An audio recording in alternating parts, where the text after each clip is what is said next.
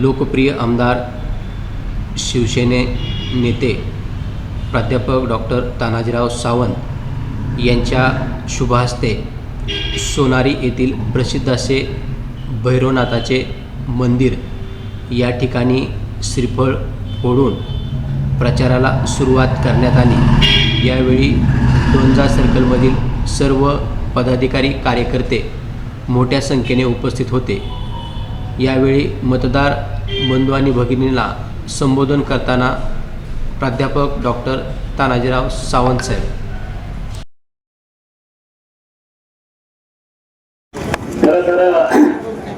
प्रचाराची सुरुवातीची औपचारिकता असं मी या गोष्टीला म्हणतो, कारण लोक तेच, नेते तेच, जनता तेच, वोटर तेच, परिसर हाच, नवीन काय त्याच्यामध्ये।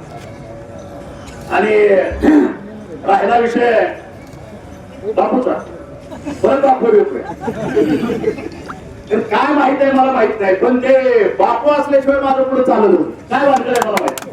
मी त्याच्यावर अति निघतान, आता मी म्हणत नाही पुतण्यासारखं करेन, पोरासारखं करेन, नाती 20 वर्ष जोडायला आलं लक्षात, बरोबर आहे की नाही। ही नाती काल बाहेर झाली, वाट लावली ह्या लोकांनी, आणि म्हणून बापूवर माझं प्रेम एक मित्र म्हणून, कारण ज्या ज्या ठिकाणी मी गेले 10 वर्षापासून, ज्या ज्या सभेला जाईल, ज्या ज्या कार्यक्रमात असेल, ज्या ज्या रॅलीला असेल, पहिलाही माहित आहे, पहिली आमची एकत्रित सभा आम्ही पाण्यात घेतली नगर परिषदेची। पहिलं विचारायला पाहिजे की बापूला पहिलं बोला, बापूचं चालू होते, त्याच्यानंतर मी आहे, बापूच्या मागे मी आहे, एकमेकावरचा जीव आहे। त्याचं कारण काय? त्याचं कारण एकच आहे, जो बापूचा स्वभाव तेच मानतो, पण खर कोणाला राग येऊ, कोणाला काय वाईट होतो, जे सत्य ते बोलायचं रिकाम होतं, पोटात काहीच वाईट। नेते मंडळी म्हटलं तर ते आतापर्यंत माझा या बेकार आहे, कारण मी काय नेता नाही, मी काय राजकारणी नाही, त्याच्या पोटात एक डोक्यात तिसरं, पायात चौथं, याचा काय उपयोग आहे? अशा पद्धतीचं वागून चालत नाही। हे वागत असताना नेत्याने विचार केला पाहिजे की आपण कोणाची प्रतारणा करतो। जे लोक आपल्याला, लाखो लोक, हजारो लोक आपल्यावर विश्वास ठेवतात, आपल्याला खांद्याला खांदा देऊन आपल्या बरोबर येतात, आपलं घरदार मागत होतात, पण रात्र आपल्यासाठी असतात, याच्यामध्ये अशा पद्धतीचं वेगवेगळे विचार डोक्यात ठेवणं चूक आहे, पाप आहे आपल्याला समजतो।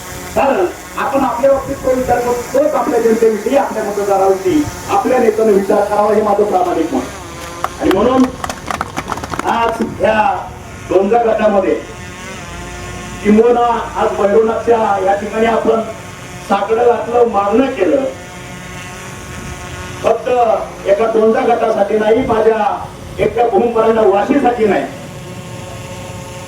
संपूर्ण जिल्ह्यामध्ये माझा भगवा फडकते आणि ह्या जिल्हा परिषदेवरती माझ्या धनुष्यबाणाचं राज्य येऊ दे, आणि त्या माध्यमातून माझ्या जनतेचं जीवन हे सुखकारक आणि सुखदायक होऊ दे, आमच्या परीने त्यांना मदत होते, शासनाच्या पद्धतीनं मदत करण्याचा एक संधी माझ्या कार्यकर्त्यांना, माझ्या प्रतिनिधींना मिळू दे, ह्या पद्धतीचा आज साकडं मी माझ्या परिवाराला घातलंय। तुम्हाला आश्चर्य वाटते, याचा साक्षीदार आपण सुद्धा आहे। मी प्रेम केला तर नितांत प्रेम करतो, मोकळं दाखल करतो, वेगवेगळ्या पद्धतीनं करतो। 2017ला सुद्धा माझा आमचे तत्कालीन पक्षप्रमुख उद्धवजी ठाकरे यांनी माझ्यावरती जवळपास 7 ते 8 जिल्ह्याची जबाबदारी सोपवली, यवतमाळवरून आमदार झाल्याबरोबर, आणि सांगितलं होतं की ह्या ठिकाणी तुम्ही तुमचे उमेदवार चांगल्या पद्धतीने आणण्याचा प्रयत्न करा, ते करा, आणि केला प्रयत्न। त्यावेळेस राष्ट्रवादीची शक्ती, ताकद असताना सुद्धा मी माझ्या कार्यकर्त्याला न्याय द्यायचा प्रयत्न केला। 11 सदस्यावरती जिल्हा परिषद अध्यक्षपद काबीज करायचा प्रयत्न केला, सत्कार झाला, पण दुसऱ्या दिवशी आमच्यातच गद्दार निघाले, फिरतूर निघाले, त्यांनी 4 लोक ह्यांना पाठवून दिली आणि आमचा जिल्हा अध्यक्ष व्हायचं त्यावेळेस कळलं। गोष्टच दिले गेला आता, नाहीतर 2017ला शिवसेनेचा भगवा धनुष्यबाण जिल्हा परिषदेवरती लागला।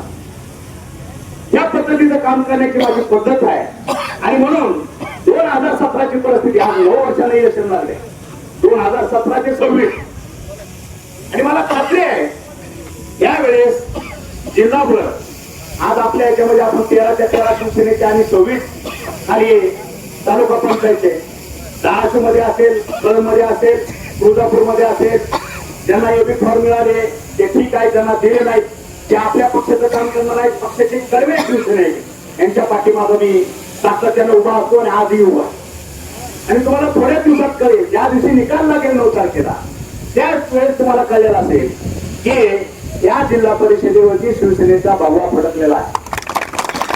आणि मग हे करत असताना विकासाची गंगा आपल्या तळागाळात पोहोचवण्यासाठी, शेताच्या बांधापर्यंत पोहोचवण्यासाठी, आपल्या शेतकऱ्यांच्या उंबऱ्यापर्यंत विकास पोहोचवण्यासाठी एक कारवा शिवसैनिक, सर्वसामान्यातला माणूस ह्याची गरज आहे.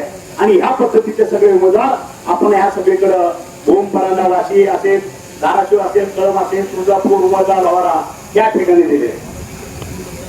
आणि हे काम करत असताना आम्ही आता दुसऱ्या फळीची माणसं पुढे काढले. तुमच्या लक्षात आलं असेल, आता आमचे तालुका पंचायत सदस्य बघा, आम्हाला आमचा जिल्हा परिषद सदस्य बघा, आप्पा बघा, तसेच खाली जसं तुम्ही भूम, परांडेकर, वाशीकरचा नवीन नवीन पोरं सगळे काढलेले. आता यांच्याकडे काम सोपवणं गरजेचं आहे. ही सुरुवात आम्ही आमच्या कार्यातनं, आमच्या माध्यमातून आम्ही सुरू केली. आणि मग पुन्हा बुद्धिवेळेत परत एकदा त्या मुद्द्यावर येतो. आमचं घर एकच आहे, आम्ही एकत्रच आहे, हे गुपचूप हे आपल्याला करू नका, त्या एकत्रेच्या ठिकाणी करू नका. आमचं ठरलंय, काय ठरलं बिलेलं नाही. धनुष्यबाणाची शपथ घेऊन सांगतो, भैरवनाथाची शपथ घेऊन सांगतो, जर कुणी बुद्धिभेद करत असेल त्याला खड्यासारखा बाजूला करा, त्याची अवकाश दाखवा. तुम्हाला आव्हान करतो, ज्या ज्या ठिकाणी धनुष्यबाण आहे त्या पुढचं बटन दाबून माझ्या उमेदवाराला विजय करा, एवढं कडवं आव्हान मी आज तुम्हाला करतो. हे लक्षात घ्या, बुद्धिभेद होऊ देऊ नका. कारण आपल्याला धनुष्यबाणानं काय दिलं, आपल्या आयुष्यामध्ये काय केलेलं आहे ह्याचं कुठेतरी सिंहावलोकन करणं ही गरज आहे. म्हणून जर माझ्या पक्षाची, माझ्या धनुष्यबाणाची, माझ्या बाप्याची जर प्रतारणा कोणी करणार असेल तर त्याला माझ्या सर्व जनतेला नम्र आव्हान आहे, कर्तव्याचं आव्हान आहे, त्यांनी त्याला खऱ्यासारखं बाजूला करा. पक्षाने आपल्याला भरपूर दिले, आलं लक्षात. आणि मग पक्षाच्या माध्यमातून जी जी जबाबदारी माझ्यावरती पडेल, जिल्ह्याच्या असेल, 2 जिल्ह्याच्या असेल, 3 जिल्ह्याच्या असेल, आदेश आला की मी त्या पद्धतीने काम करायला चालू करतो. त्या ठिकाणी कुठलंही 19-20 किंवा बघू करू ही पद्धत माझ्याकडनं आहे. आणि म्हणून मी तुम्हाला परत परत आवाहन करतो की आज आपण जे काही माझे 13 सदस्य या ठिकाणचे आणि 26 जिल्हा परिषद आपल्या तालुका पंचायतचे या सर्वांना विजयी करावं या निमित्तानं आवाहन करतो. आणि मला वाटतं आप्पा अण्णांनी सांगितलेलंच आहे, निवडून येणं हा विषय राहिलेला नाही तुमच्यासाठी. आलं लक्षात. आपण लीड किती घेतो, आपण लीड किती घेतो, कुठल्या गावात किती लीड आहे या पद्धतीने मी चालणार. दुसरी गोष्ट जी खंत मला होती आहे आजपर्यंत, कुठली 2000 कोटीचा निधी आपण आणला आणि भैरवनाथाच्या कृपेनं, परमेश्वर कृपेनं आपण फक्त 1500 मतांनी निवडून. ही खंत आहे आणि ही प्रत्येक कार्यकर्त्याच्या मनात सल आणि खंत असली पाहिजे. आणि मग ती जर खंत दूर करायची असेल, विकासाच्या दिशेने जायचं असेल तर आपल्याला हा जिल्हा परिषदेचा आज मोका आलेला आहे, आपल्याला संधी मिळालेली आहे, तो डाग पुसून टाकायचा. आज प्रत्येक गटामध्ये माझा उमेदवार 2-2, 3-3 हजार मतांनी निवडून आला पाहिजे. खऱ्या अर्थानं तो डाग पुसण्याचं काम या जिल्हा परिषदेच्या माध्यमातून तुम्हाला आम्हाला सगळ्याला करायचं आणि दाखवून द्यायचं आहे विरोधकांना.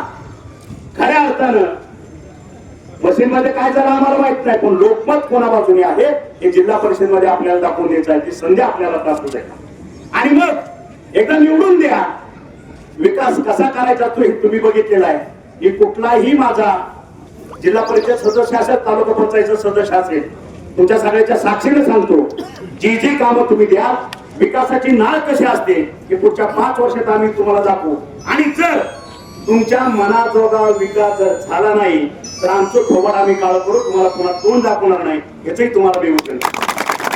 म्हणून आज भैरवनाथाच्या नगरीमध्ये परत एकदा या संपूर्ण माझ्या तालुक्यातील मतदारांना आव्हान करतो, आपण फक्त गोंदा गटापुरतं इथं माहितीत राहू नका. आज कोणाचे पाहुणे रावळे मित्र परिवार सगळे सोयरे अख्ख्या ह्याच्यात सगळे पसरलेले आहेत.